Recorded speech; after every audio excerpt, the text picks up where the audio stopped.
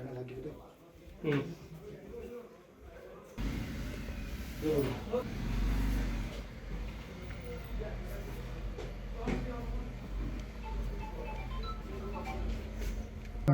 বহুতেই সুখী এইটো ৰেংক পাবলৈ সক্ষম হোৱাত। মই প্ৰথমে মোৰ ধন্যবাদ মোৰ গোটেই ৰাইজকো, কাৰণ আৰু মোৰ মা আৰু দাদা আৰু বাক, যাৰ সহায়ত মই এইটো স্থান পাবলৈ সক্ষম হ'লোঁ।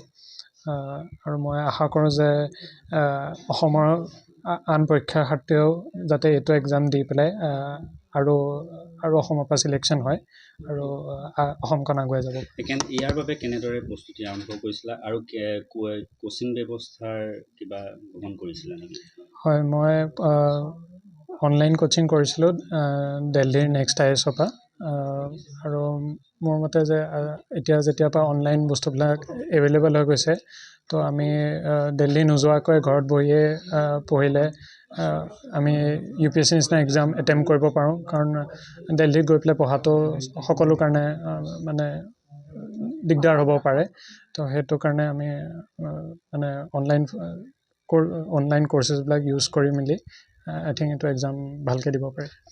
সততে দেখা যায় যে অসমৰ পৰা ভাৰতীয় লোকসেৱা আয়োগৰ পৰীক্ষাত উত্তীৰ্ণ হাৰ তেনেই নিম্নগামী হোৱা দেখা যায়। হয়, ইয়াৰ কাৰণবোৰ কি বুলি ভাবে আৰু কি আহ্বান জনাব? হয়, 2020 মানৰ আগলৈকেতো প্ৰায় এনেকুৱা হৈছিল, যেতিয়ালৈকে ইণ্টাৰনেট সেৱা যিমান ইজিলি এভেইলেবল নাছিলে, তেতিয়ালৈকে মানে এনেকুৱা আছিল যে দিল্লীত নগ'লে হয়তো এইটো এক্সাম ক্ৰেকেই নহয়।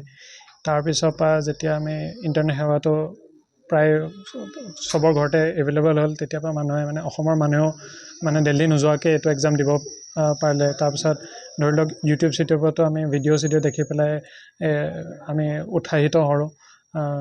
অসমৰ আমি আগৰ বছৰ ধৰি লওক কেণ্ডিডেটৰ ইণ্টাৰভিউ দেখিও উৎসাহ পাওঁ যে আমিও এইটো কৰিব পাৰিম হয়তো। তো মই এইটোৱে ভাবোঁ যে আৰু ষ্টুডেণ্টছে যাতে এইবিলাক ইণ্টাৰভিউ দেখি মেলি এইটো এক্সাম এটেম্প কৰিবলৈ ট্ৰাই কৰে। ইয়াৰ সফলতাৰ সমভাগী কাক তুমি দিব বিচাৰা? হয়, প্ৰথমেতো মোৰ পৰিয়ালবৰ্গকে দিব বিচাৰোঁ। মোৰ মা যথেষ্টখিনি মানসিকভাৱেও ছাপোৰ্ট দিছে, দাদা আৰু মোৰ বা দুয়ে মোক মানে বহুত ছাপোৰ্ট দিছে এইটো এক্সামত। মোক হতাশাত যাবলৈ দিয়া নাছিলে, কাৰণ এক্সামটো বহুত কঠিন হয় আৰু হতাশা হ'বলৈ বহুত উজু হয় এইটো এক্সামত। তো যোনটো মেণ্টেল ছাপোৰ্টটো সেইটো বহুত ইম্পৰ্টেণ্ট হয় এক্সামত। এণ্ড পৰিয়ালৰ যেতিয়া ছাপোৰ্ট থাকে, আই থিংক তেতিয়াহে এই এক্সামটো হয়তো অলপ উজু হৈ পৰে।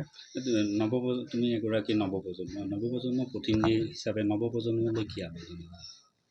হয়, মই এইটোৱে আহ্বান কৰোঁ যে ল'ৰা ছোৱালীয়ে এতিয়া হয়তো যোন কলেজত আছে, ধৰি লওক তেহেঁতি অকণমান সোনকালে এইটো এক্সামৰ প্ৰিপেৰেশ্যন আৰম্ভ কৰে। মইতো ধৰি লওক মোৰ ৰুৰেলত আৰম্ভ কৰিছিলোঁ, এৰাউণ্ড 25-26 ইয়াৰ্ছত মই আৰম্ভ কৰিছোঁ প্ৰিপেৰেশ্যন। এইটো এক্সামত যিমান আগতীয়াকৈ প্ৰিপেৰেশ্যন আৰম্ভ কৰে সিমানেই ভাল। আমি দেখোঁ যে ভাৰতৰ বেলেগ ঠাইবিলাকত মানুহে 21-22 বয়সৰ পৰাই এইটো এক্সাম দিবলৈ ট্ৰাই কৰে। তো যেতিয়া বয়স কম হৈ থাকোঁতে স্কুল কলেজৰ পৰাই যদি পঢ়া আৰম্ভ কৰে, আই থিংক ছাকচেছৰ প্ৰবেবিলিটিটো বাঢ়ি যায়।